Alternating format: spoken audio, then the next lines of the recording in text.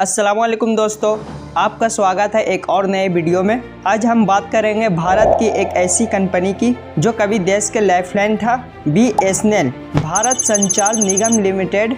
ये कहानी है एक सपने की जो कभी सच था लेकिन आज एक कभी ना खत्म होने वाली संघर्ष में बदल गया है। तो चलिए दोस्तों वीडियो को शुरू करते हैं। BSNL काफी ज्यादा ट्रेंड में है, BSNL की तरफ भाग रहे हैं, यानी तो BSNL ने मार्च के महीने BSNL की तरफ बढ़ने लगे हैं। BSNL एक बार फिर से सुर्खियों के अंदर आ चुका है। BSNL की तरफ जाना चाह रहे हैं। BSNL यानी दोस्तों BSNL का सफ़र शुरू होता है 15 अगस्त 1947 से। जब भारत ने आज़ादी हासिल किया था तब टेलीकम्युनिकेशन का इतना विकास नहीं हुआ था।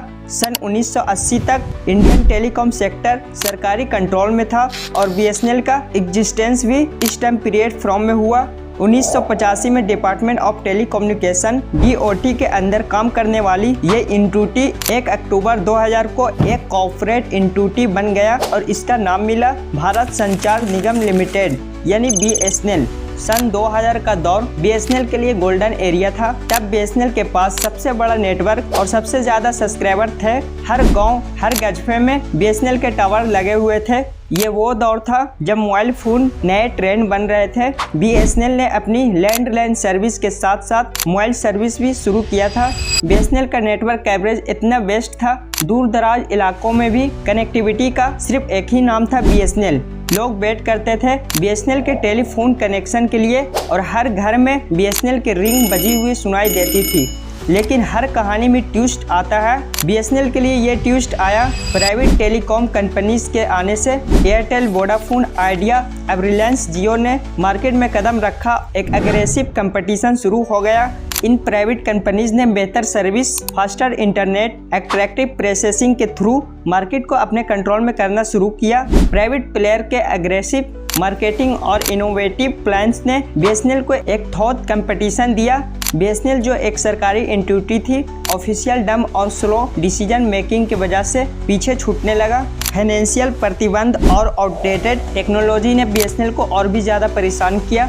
2010 के बाद से BSNL का डाउन स्लाइड शुरू हो गया। कस्टमर्स ने बेहतर सर्विस और फास्टर इंटरनेट के लिए प्राइवेट कंपनीज का रुख करना शुरू कर दिया। BSNL का आउटडेटेड इंफ्रास्ट्रक्चर, पुअर कस्टमर और सर्विस और स्लो इंटरनेट स्पीड उसके लिए डेड लाइन बन गया। फाइनेंशियल लॉसेस बढ़ने लगा और BSNL को अपने एम्प्लॉयज़ को पैसा देने में भी परेशानी होने लगी। BSNL के डाउन फेल में एक और मजबूर फैक्टर था 4G और 5G अडॉप्शन में डिले किया। जब प्राइवेट प्लेयर्स 4G और 5G रोल आउट कर रहे थे, BSNL अभी भी 3G पे अटका हुआ था। ये डिले BSNL को और भी ज़्यादा पीछे ले गया। लेकिन दोस्तों कहानी यहीं नहीं ख़त्म होती। 2019 में BSNL और MTNL को रिवाइव करने के लिए 69,000 करोड़ रिवाइवल पैकेज अनाउंस किया। BSNL ने भी अपनी तरफ से 4G रोल आउट और बेहतर कस्टमर सर्विस पर फोकस करना शुरू किया।